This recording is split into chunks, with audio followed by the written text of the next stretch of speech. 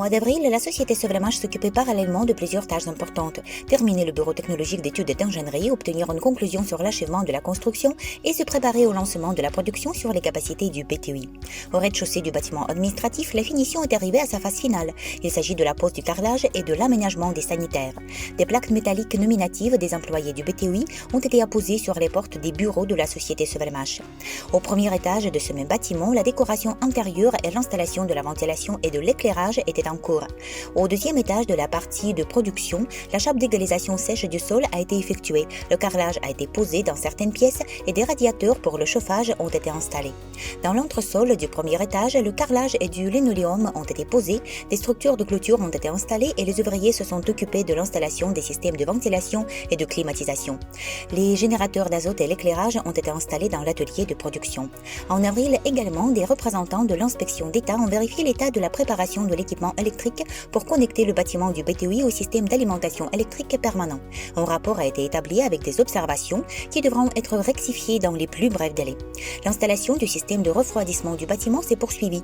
Les tours de réfrigération sèche ont été fixés et les tuyaux ont été marqués d'une couleur appropriée. À l'extérieur, l'assemblage des structures d'armature pour couler la base en béton pour écran anti-bruit a commencé. Des bancs et des poubelles ont été installés sur le site et la finition de l'entrée centrale a été effectuée. L'installation de pieux pour la clôture et les portes principales a commencé. Beaucoup de travaux ont également été effectués pour préparer les documents nécessaires pour obtenir une conclusion sur l'achèvement de la construction.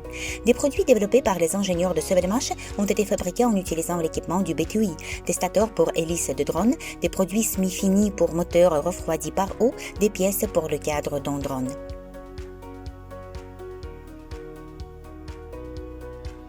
Le 5 avril, la première conférence en ligne de la société s'est tenue à Manaus, au Brésil. Environ 50 personnes ont participé à l'événement. Les investisseurs et les partenaires du projet du Brésil ont reçu les informations sur les opportunités du projet, ont découvert les nouvelles et les promotions avantageuses pour les investisseurs. Ils ont également reçu des réponses à toutes leurs questions. Pavel Filipov, directeur marketing et des relations publiques Sola Group, ainsi que Andrei Lobov, directeur de la société de production Ressources, ont pris la parole par vidéoconférence. Léonine Dias, partenaire principal en Amérique latine, et André Santos, partenaire principal au Brésil, ont participé en personne.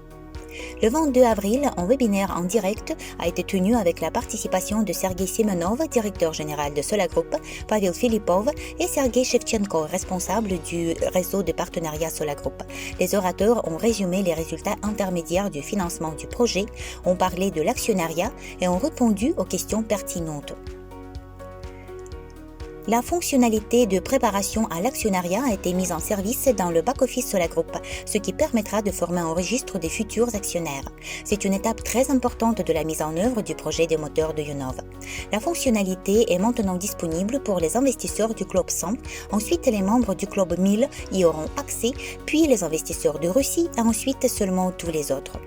Une telle ouverture progressive de l'accès est nécessaire afin de tester la fonctionnalité et d'améliorer son fonctionnement si nécessaire. Cependant, dès à présent, vous pouvez vous préparer à l'actionnariat. Passez la vérification de votre compte sur le site web Sola Group. Si vous avez déjà effectué la vérification, vérifiez la pertinence de vos données personnelles et s'il y a des modifications, passez une nouvelle vérification. Actualisez votre numéro de téléphone et votre adresse email afin que nous puissions vous contacter rapidement si nécessaire.